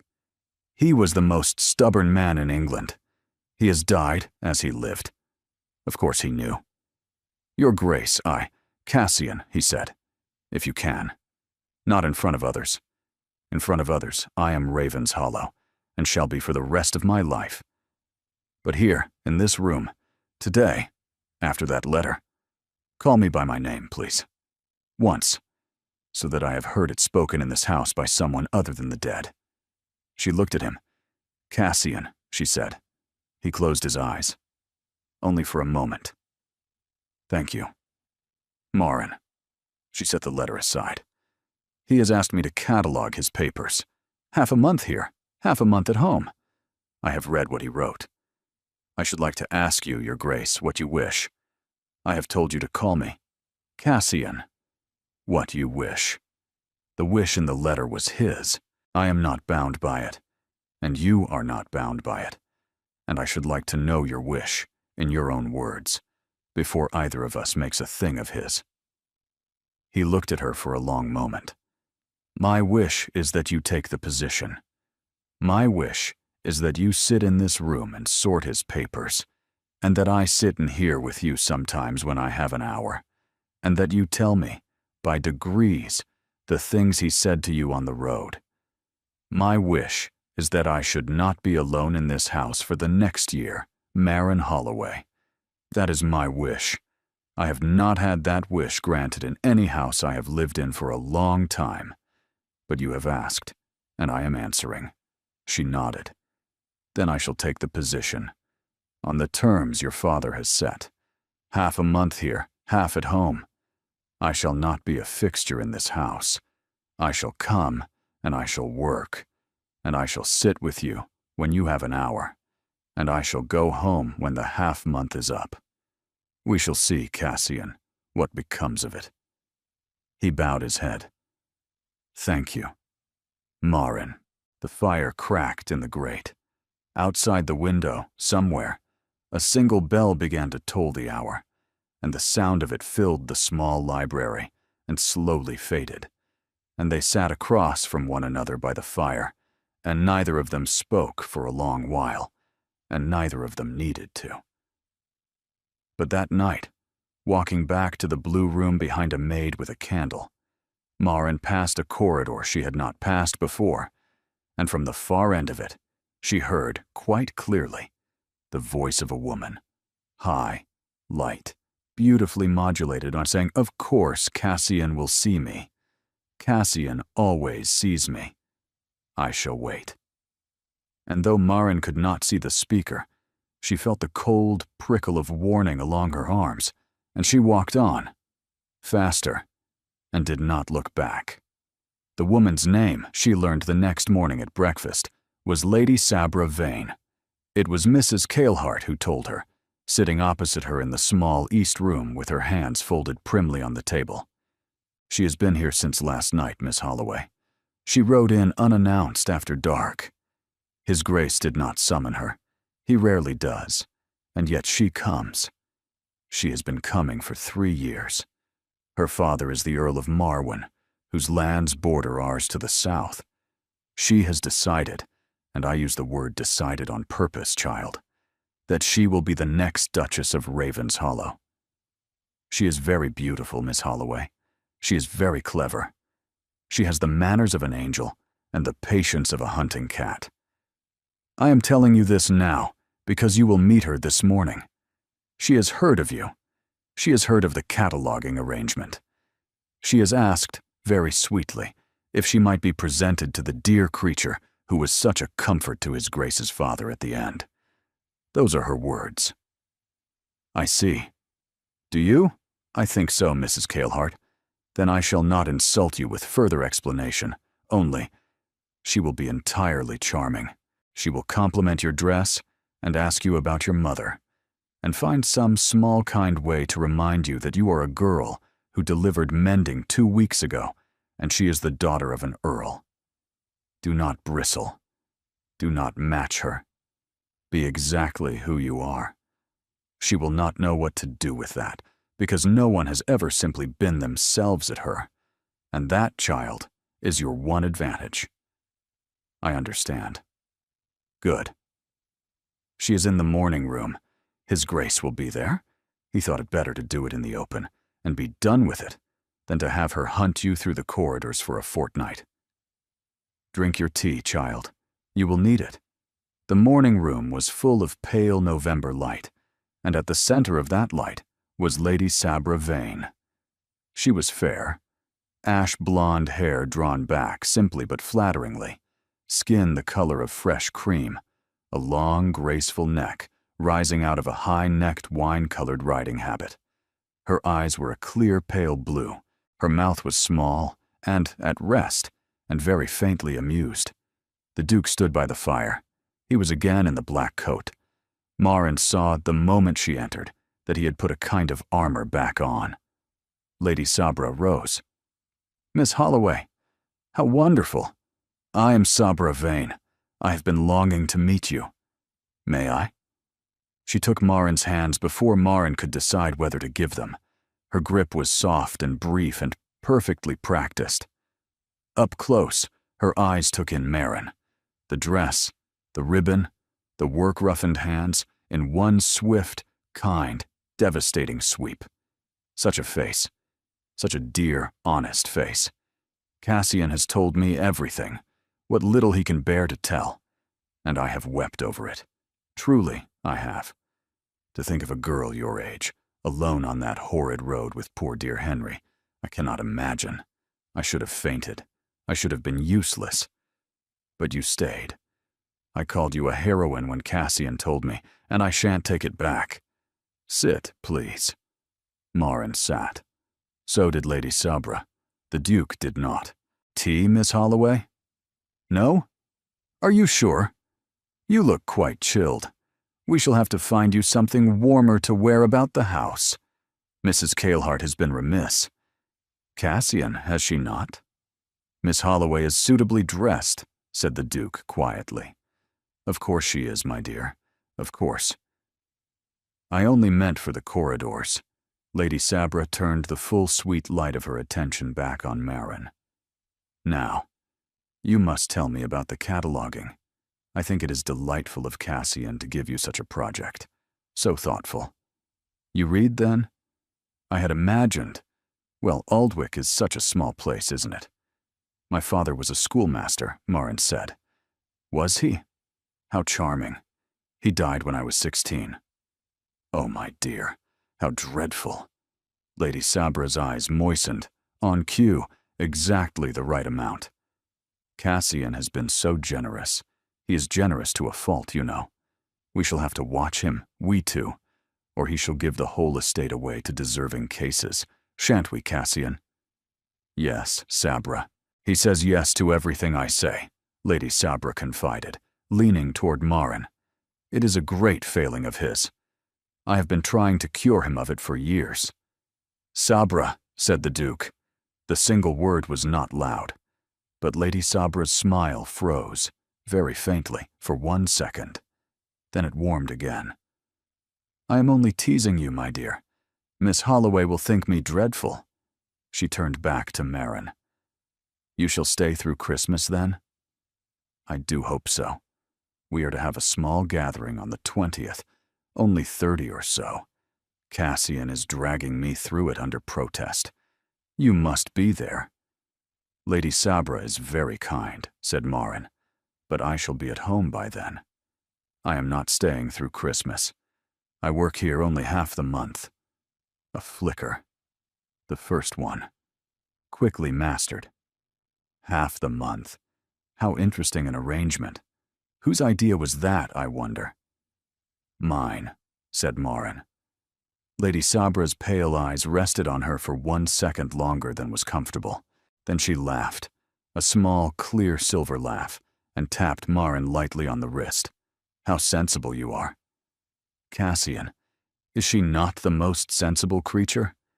Miss Holloway is to be respected for her arrangements, Sabra, not admired for them. They are her own." Lady Sabra blinked, only once. "Of course, my dear. Of course they are." The conversation moved on to lighter things, the weather, a horse Lady Sabra had recently bought, and Marin sat through the rest of it with her hands folded and her face composed. Twice she felt the Duke's eyes on her and did not lift her own to meet them. After perhaps 20 minutes, Lady Sabra rose, kissed the Duke on the cheek with the easy familiarity of a woman who had done it often, pressed Marin's hand once more, and swept from the room in a faint scent of violets. The door closed. The Duke and Marin did not speak for some time. At last he said, without turning, "I am sorry." "For what, Your Grace?" "For that. For what she said. For what she meant. For having permitted it under my roof. For having permitted her under my roof for as long as I have. I have been negligent in that matter for 3 years, because it was easier than refusing her plainly. You have been made to sit through a cup of tea with a woman who was measuring you for a coffin the entire time. I am sorry, Marin." "She did not measure me for a coffin, Cassian," Marin said quietly. "She measured me for a glass case." He turned from the fire. "What did you say?" "My mother told me yesterday morning, before I came, that some people, when they meet a thing they have not seen before, want to put it in a glass case and own it. Lady Sabra, I think, has not yet decided whether I am a thing or not. She is reserving judgment. If she decides I am, she will try to put me in a case. I am telling you this so that you know, Cassian, that I see her. I see her clearly. You do not need to apologize for her. You do, however, need to decide what you are going to do about her. She is not my problem. She is yours. I shall come and catalog your father's papers, and I shall sit with you by the fire, and I shall not be in the least afraid of her. But she is yours." He looked at her. "Yes, I understand." "Good. Marin, will you walk with me? In the gallery? There is a thing I should like to say, and I cannot say it sitting in this room she has just left."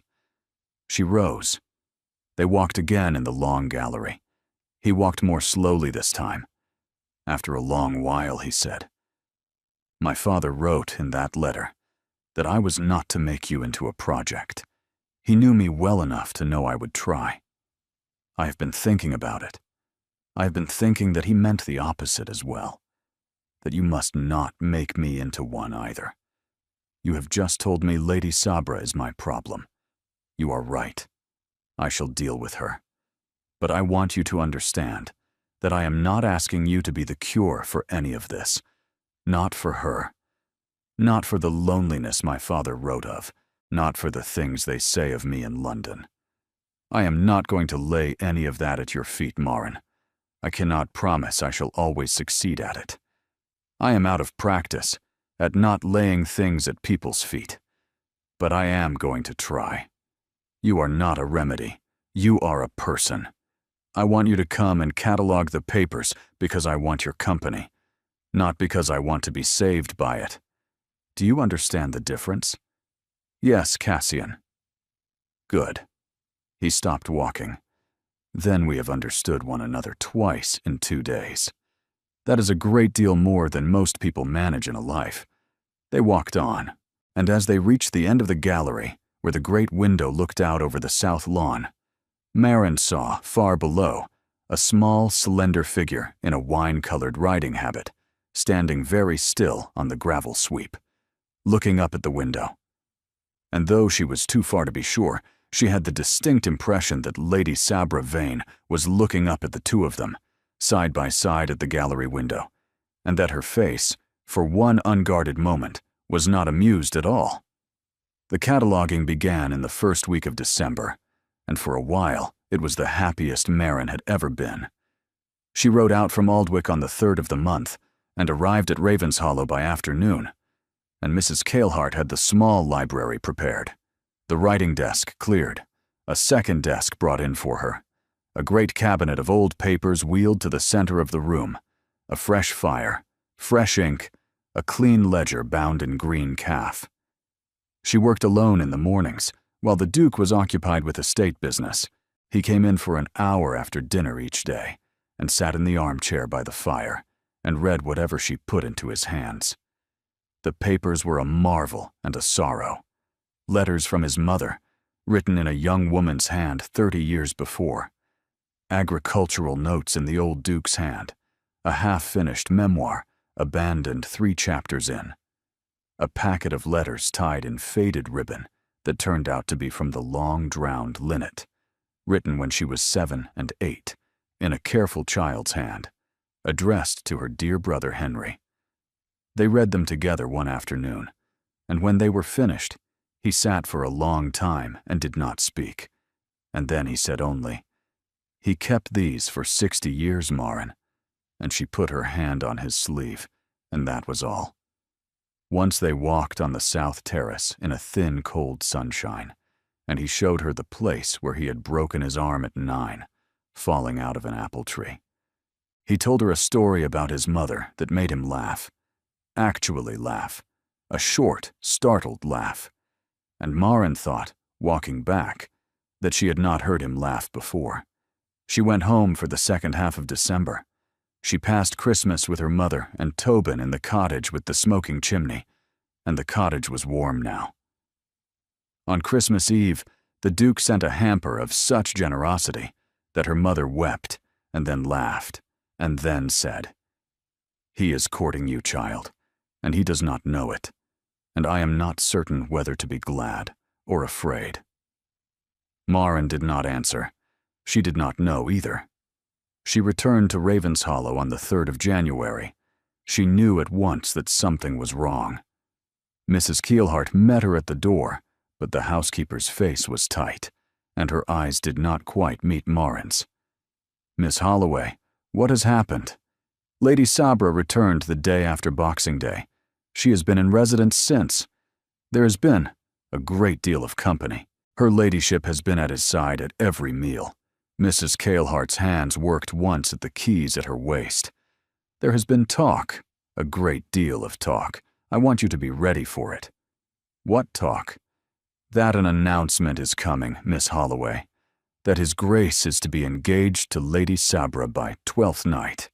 The household has been told to prepare. The plate has been brought down. Half of London is invited to a dinner on the 6th. He has not denied any of it."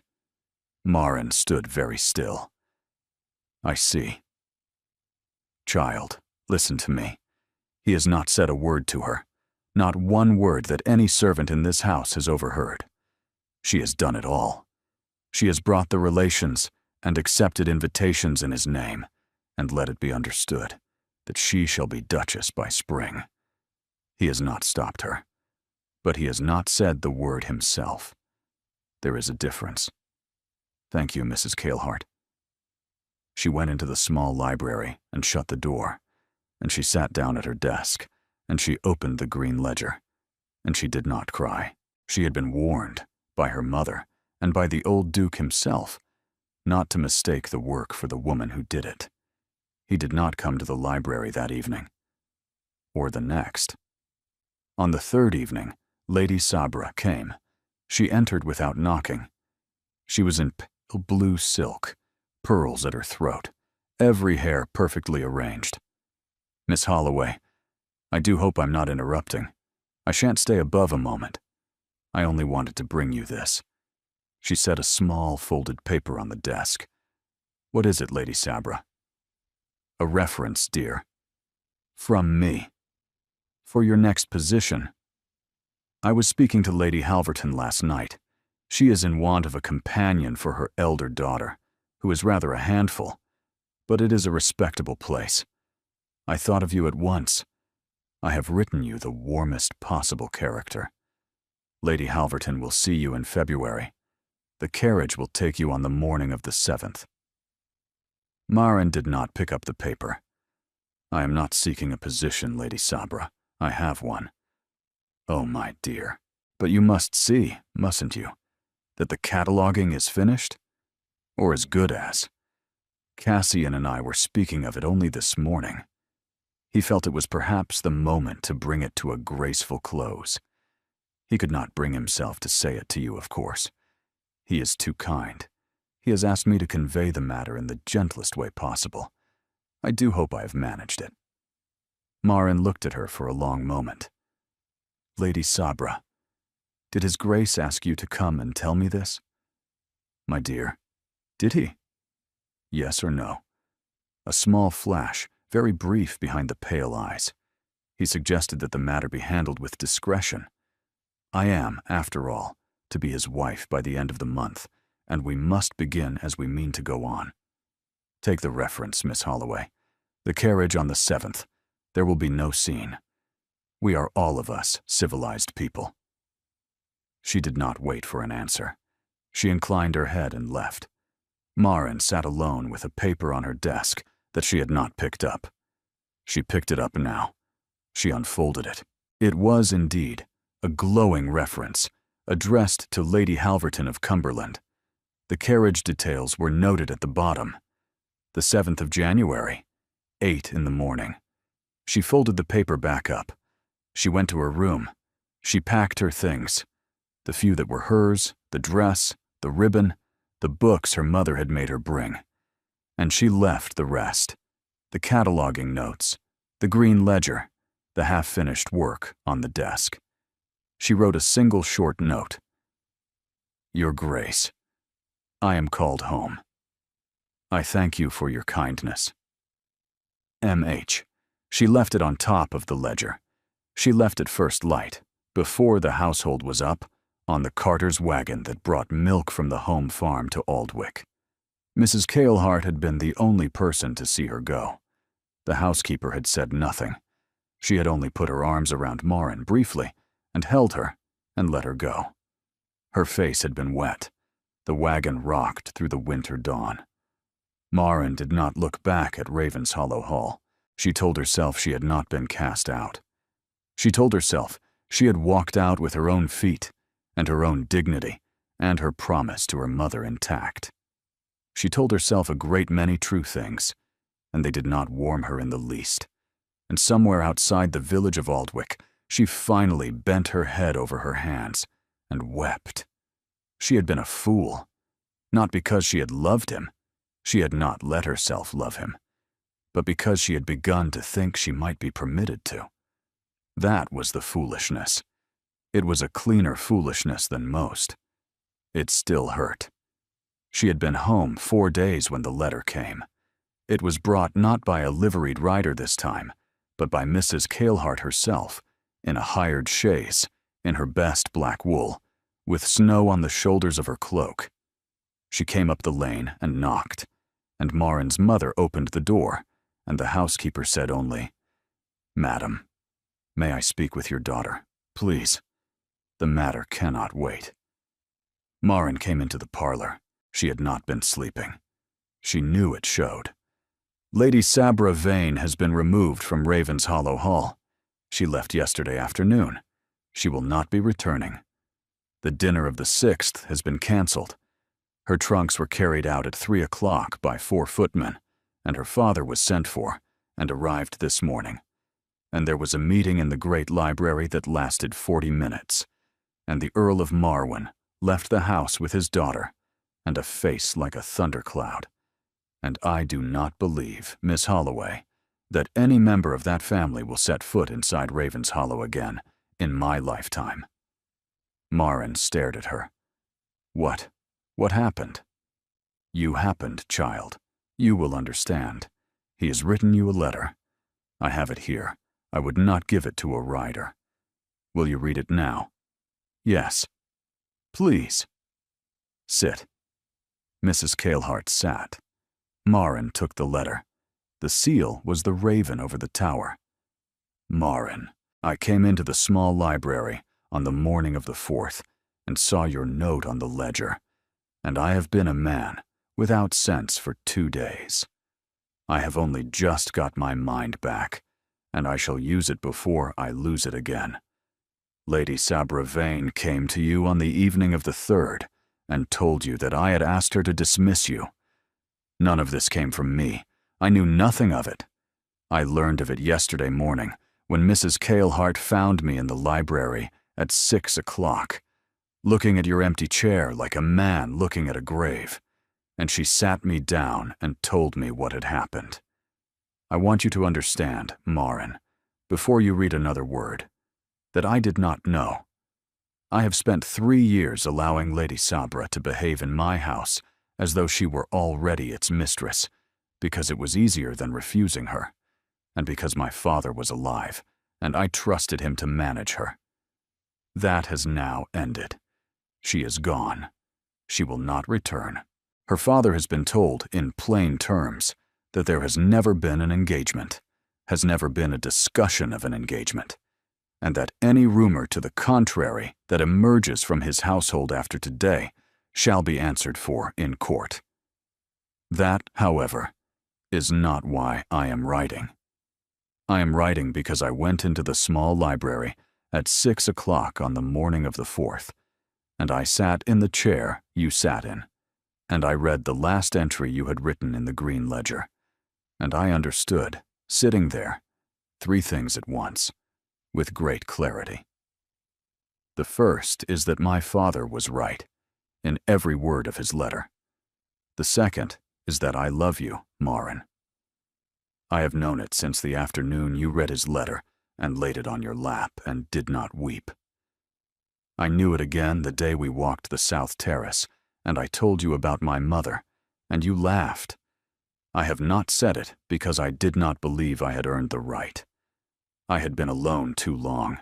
I did not know how, and while I was deciding when I might speak, Lady Sabra Vane decided for me, in her way. The third is that I have no right to ask you to come back, on any terms, after what was done to you under my roof in my name. I have no right, and I shall not pretend to one. I am not asking you to come back. I am writing only to say what I should have said in the small library by the fire some weeks ago. You are not a remedy. You are not a project. You are not a glass case. You are a person whom I love, and I shall love whether or not you come back, and I shall love whether or not you ever wish to see me again. If you do wish to see me, Mrs. Cailhart will return with you. If you do not, send her back alone, and I shall not trouble you. I shall send the annuity my father provided for, which is yours by his will, and not by my gift, and shall not write again. I shall accept either answer. I am sorry, Marin. I am sorrier than I know how to write. Yours, whether or not you choose to be mine. Cassian. Marin held the letter in her lap. She read certain sentences 3 times. Then she folded it carefully and set it down, and she looked across at Mrs. Cailhart, whose eyes, for the first time since Marin had known her, were frankly wet. Marin stood up. Mrs. Cailhart, I shall need a quarter of an hour to speak with my mother. After that, if the chaise can wait, I shall go back with you." "The chaise can wait, Miss Holloway." She found her mother in the kitchen, kneading bread, and she put the letter into her mother's flour-dusted hands. Her mother read it without speaking, and when she was finished, she set it down and looked at her daughter for a long, quiet moment. "Well, child, has he put you in a glass case?" "No, Mama. No. He has done a more dangerous thing. He has handed you the key and walked away. What shall you do with it?" "I shall go back, Mama." "Yes. I thought you would. Go on. Pack quickly." She picked the letter up again and held it for a second. "He writes well, your Duke." "He is not my Duke, Mama." Her mother smiled, very faintly, for the first time in 4 days. "No, child. Not yet." The journey back to Raven's Hollow took 6 hours on roads heavy with new snow, and Mrs. Cailhart did not speak above a dozen sentences. She seemed to understand that Marin needed the silence. She did not know yet what she was going to say to him. She knew she had to look him in the face. They came up the avenue of yews at twilight. There was no procession of footmen at the door this time, only Mrs. Cailhart's own boy with a lantern. The household, Marin saw, had been kept away. Of course it had. "He is in the small library, Miss Holloway. I shall not announce you. Walk in when you are ready." "Thank you, Mrs. Cailhart." "Child, whatever you say to him in there is yours to say. Do not blunt it. We have had enough blunted speech in this house for a generation. He will stand it. I promise you, he will stand it." Marin nodded. She walked along the corridor she had walked so often now, and she stood at the door of the small library, and she did not knock. She turned the handle. He was at the fire. He was not at the desk this time.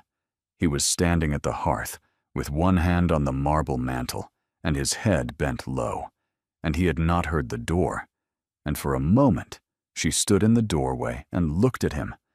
The long line of his back, the slight tremor in the hand that rested on the marble, and she understood, with a quietness that surprised her, that whatever else this man was, he was, at this moment, simply afraid. Cassian. He turned. He saw her in the doorway, and his face did a thing she would not forget. Went perfectly still for a half-second, as though he did not quite believe his own eyes, and then crumpled at the edges, just slightly, just enough to be human, before he gathered it again. "Marin. I am here. I see that you are. I read your letter. I see that, too." She closed the door behind her. She walked toward him until she was perhaps 3 feet away. She did not sit. She stood very straight in Mary Cailhart's gray wool dress, with the dark ribbon in her hair, and her hands clasped in front of her, exactly the way her mother stood at the front of the chapel on Sundays. "Cassian, I'm going to say several things, and you are going to let me say them all before you answer." "Yes?" "Yes." The first. Your father's letter is the kindest thing anyone has ever written about me, and I shall keep it for the rest of my life. But it doesn't bind me. I am not here because he arranged me. I am here because I have read your letter, and I have decided, in my own voice, to come. He set the table. He did not seat us. We are seating ourselves. Yes? Yes. The second. I do not blame you for Lady Sabra. I blame you for how long you let her behave as she did, but I do not blame you for what she said to me on the third. She is responsible for that. You are responsible for the room she was permitted to do it in. You have closed the room. I accept it. We shall not speak of her again unless we must. Yes. The third. Her throat tightened, but only for a second. I love you also, Cassian Allard. I have loved you, I think, since the South Terrace. I have not said it because I did not know whether I was being seen or being wanted, and there is a difference between those two things, and I shall not be wanted by a man who is not first of all seeing me. You have written that you see me, I believe you. I shall hold you to it. You may. The 4th, I will not become a duchess overnight. I will not be made into one. I do not know whether I ever wish to be one at all, and I am not deciding it tonight, and you are not asking me to. Are you? I am not. Good. The 5th, then, and the last. She drew a long breath. I shall not move into this house, Cassian. Not yet. I shall come, as I have been coming. Half the month, I shall finish cataloging your father's papers. We shall go slowly. We shall go like ordinary people who have time, because we have time. You have lost your father 2 months ago. I have lost a piece of something I cannot quite name in the last fortnight. Neither of us is fit, just yet, to make any decision more important than the next cup of tea. Do you agree? I agree. Then come and sit down, Cassian. You look as though you have not eaten in 3 days, and I have been in a chaise for 6 hours. He laughed. It was the second laugh she had ever heard from him, and it was hoarser than the first, and shorter, and it broke in the middle. But it was a laugh, and he came across the hearthrug, and he took her hand. Only her hand, only that. And he raised it slowly to his mouth and pressed his forehead against the back of it. Not his lips, his forehead. The way a man might press his head against a doorframe to steady himself. He stood like that for perhaps 5 seconds, and she did not move. And when he lifted his head, his eyes were full and unhidden and gray as his father's. Marin. I am very glad you came back. So am I, Cassian. They sat down by the fire. Mrs. Kalehart came in, without having been called, with a tray of tea and bread and butter and a small plate of honeyed cake, and set it between them, and went out without looking at either of them. They ate. They did not speak for a long time. They did not need to. When at last the fire had burned down to its red heart, he said, very low, I did not know, until you walked through that door, that I would survive your not coming. I think I would have. I am hard to kill. But I should have been a worse man for the rest of my life, and I should have known why, every day. I am telling you this so that you know it, and so that I have said it once aloud. Yes? Yes, Cassian. He reached across the table, slowly, and took her hand, and held it in his. And they sat like that, hand resting on hand, for as long as the fire lasted, and the small library held the two of them, and the great house held the small library. And somewhere, Marin thought, in whatever country the dead hold, an old man with gray eyes and a green coat was at last permitted to rest. Spring came late to Raven's Hollow that year. The thaw did not begin until almost the end of March. In April, the small library was finished. Marin wrote the last entry in the green ledger on a Tuesday afternoon, while a thin sun came in through the window. She closed the ledger, and Cassian, who was reading in the armchair by the fire, looked up and saw her face, and set his book down. Done. Done. Then we shall begin something else. What they began was a slow and unfashionable courtship, conducted half at Raven's Hollow and half by letter. He came to the cottage in Aldwyck 4 times that spring, in plain dress, and sat at the kitchen table with Marin's mother, and ate the bread she had baked, and answered Tobin's questions about Cambridge, and walked with Marin on the lane in full view of the village. The village watched and gossiped, and gradually stopped gossiping, because there was nothing to feed gossip on. In May, Cassian asked Marin to marry him in the small library by the fire on an evening when the windows were open onto the kitchen garden and a thrush was singing somewhere beyond the wall. He did not kneel. His father would have laughed at him for it. He simply asked. She said yes. They sat for a while afterward and did not speak. At last Marin said, "We shall have to tell Mrs. Kalehart." And Cassian said, "Mrs. Kalehart has known for 3 months. and they both laughed. They were married in the family chapel at Ravenshollow in July, on a morning so clear that the moor showed 30 miles to the north. There were not many guests. Marin's mother was there, in a dress of pale gray silk Cassian had paid for.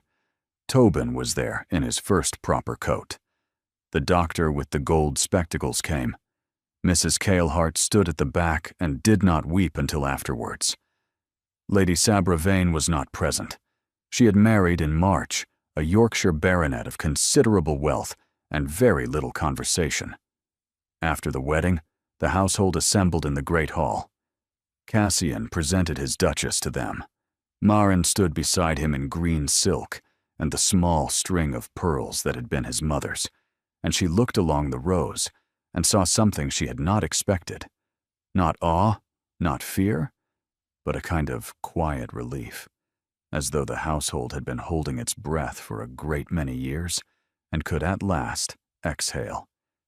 She made them a small speech. It was 4 sentences long. She said that she was very glad to be in their house, and that she would learn their names as quickly as she could, and that she hoped they would be patient with her, and that she thanked them for the welcome they had given her, which she would not forget. An elderly groom in the back row was openly weeping into his cap. That night, very late, after the small wedding supper had ended, Cassian led Marin up to the long gallery. He carried a single candle. They walked the length of it together in their bare feet, because it had been a long day. He stopped before the painting of his father. "There is a thing I have wanted to do tonight, and I have not been able to do it before now. Will you stand with me?" "Yes." He looked up at the painted face of his father and said very quietly, "Father, she came. She's here. She is mine, and I am hers. And we have not been put into a glass case, and we have not been made into a project, and we are 2 people who have decided, in our own voices, to be together. I have done what you asked. It took me longer than it should have. I should very much have liked you to be here today. But I think you have, in a way, already met." Marin took his hand. "He met me before either of us knew he had," she said. "On the Northbridge Road, in a dream, in August. I have decided not to ask what it was he saw. I think it is the kind of question that only spoils a thing if it is answered. He gave me to you, Cassian, by writing me into a letter on the morning of his death. We shall give him whatever we can, the chair in the small library on Sunday afternoons, the seat at the table on his birthday. He shall have a place in this house for as long as we are in it." Yes, they stood a little longer. Then Cassian blew out the candle, and they walked back along the gallery in the dark, hand in hand. 2 years later, Marin found the second letter. It was October. She was sitting in the small library on a wet afternoon, the same kind of wet afternoon as the one on which she had first found a stranger in a ditch, with Cowper's poems open on her lap. Their first child, a daughter, was asleep in a basket by the fire. Cassian was at the home farm, where a cow was calving badly. The book had a small bulge in the back inner board that Marin had never quite noticed. The corner had caught the light at an unusual angle, and she saw that the marbled paper of the inside cover was very faintly lifted at one edge. She fetched a paper knife. She slit, very carefully, along the lifted edge. The folded paper inside was no larger than her palm. The handwriting on the outside was the fine old educated hand of the 7th Duke of Ravenshollow, "To Marin when she is ready." She sat very still. Then she walked to the door and called, quietly, for Mrs. Cailhart. Mrs. Cailhart came and sat in the armchair across the fire and folded her hands and said only, "Open it, child." He has waited long enough. Marin broke the seal. "My dear, if you are reading this, it is because some good time has passed, and you have at last sat down with that book of Cowper, which I sent your mother, in the autumn of the year I died. For I sent the books, knowing where I should hide this, and which book she would weep over, and which book you would, in the end, take down again. I have always known that my son would love you. I dreamed it the same August night I dreamed the Northbridge Road. I did not write that into the letter you read in the small library, because I did not wish to bind either of you. Love arranged in advance is no love at all. So I wrote nothing of it. I let the two of you find your way. But I have known also, that you would, in the meantime, save him, not in the great way the village will tell it, in a smaller, harder, better way. Day by day, hour by hour, sitting by his fire and not letting him become the man the world has been calling him. I could not do it. His mother could not do it. And she was a great woman. I leave it to you because you can. I am writing to tell you, from the other side of whatever river divides us, that it has been worth it, that it always will have, that a man saved like that is a man who saves, in his turn, more people than either of you will ever count. The great fortunes of this house will pass, the title will pass, the fields will go under the plow of someone else's grandsons. The kindness you have put into my son will outlast all of them. I have lived long enough to know what lasts. Kindness lasts. Almost nothing else does.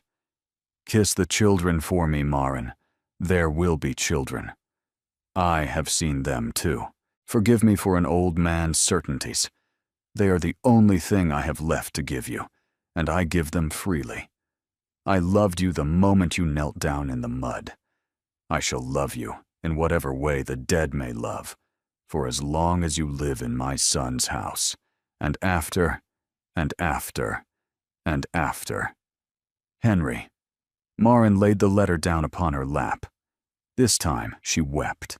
She wept properly, the way she had not wept on the day Mrs. Kalehart had brought the first letter, and she did not try to stop.